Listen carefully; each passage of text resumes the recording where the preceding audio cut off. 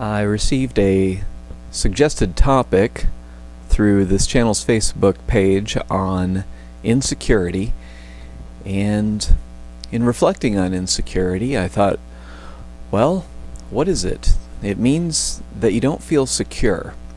And that led me to thinking about a psychological concept called secure attachment that happens with children and their parents.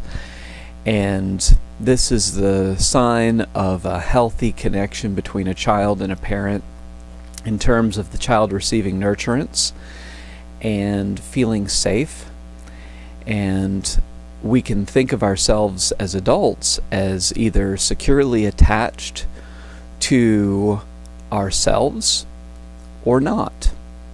And the thing with attached children is that if their parents are encouraging them to love themselves and make their own choices, even if those choices differ from the parent, then that helps to develop attachment with oneself.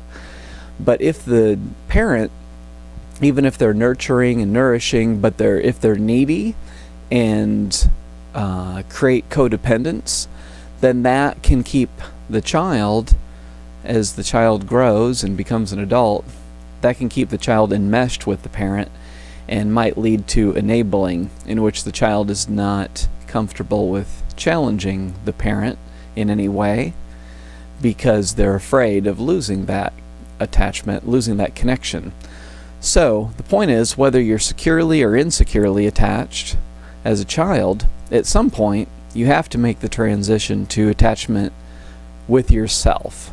And that means not just identifying as the collection of thoughts that run through your head, but connection to your higher self, your wise self, your inner knowing, the part of you that can access inner guidance.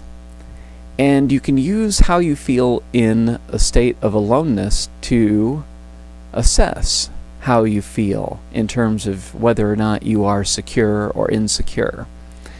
Because there is a kind of genetic tribal component to being around other people that can bring a sense of security. And we can often feel like, if only I had somebody, that was in my life that I could feel safe with, that everything would be okay. But how we feel when we're alone is a true measure of how we're doing in terms of our security versus insecurity.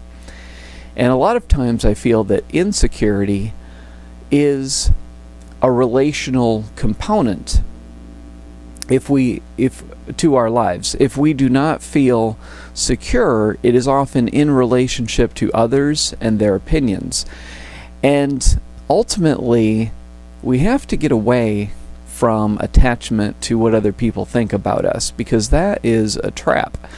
It can set you up so that you feel dependent upon opinions. So even if they're positive, even if you're getting positive feedback from somebody, then you're setting yourself up to feel bad if you're dependent upon that when their opinion turns negative. So again, you have to connect to yourself and feel less invested in what others think and more invested in connecting to something divine within you, a spark of aliveness and wisdom that is within you. Because when you feel that connection with yourself, then you feel truly secure. And when it comes to other people, of course you want to develop positive relationships and put yourself around people that are capable of reciprocating and providing positive mirroring, and people that are emotionally expressive and vulnerable. But you don't want to depend on them. That's the thing. Enjoying positive people in your life while not depending upon them. Because any kind of dependence is always a setup for disappointment, and it is putting your locus of positive energy outside of yourself. And that source has to come from within. It can also be helpful in the process of transcending insecurity and moving into a more secure place to really listen to your intuition regarding different people in your life and the kind of mirroring that they provide for you.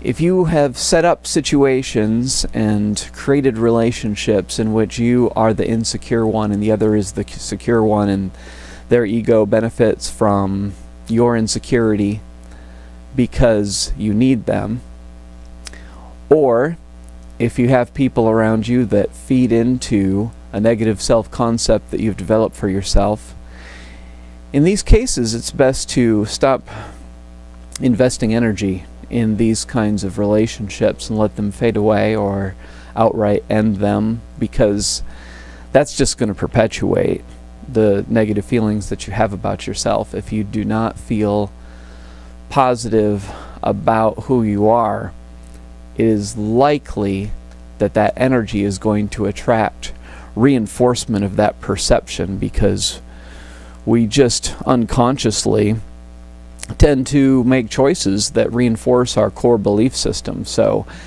even if we need to be completely alone in our life, it's better to do that than it is to reinforce low self-esteem, negativity, by getting mirroring that is not positive or helpful.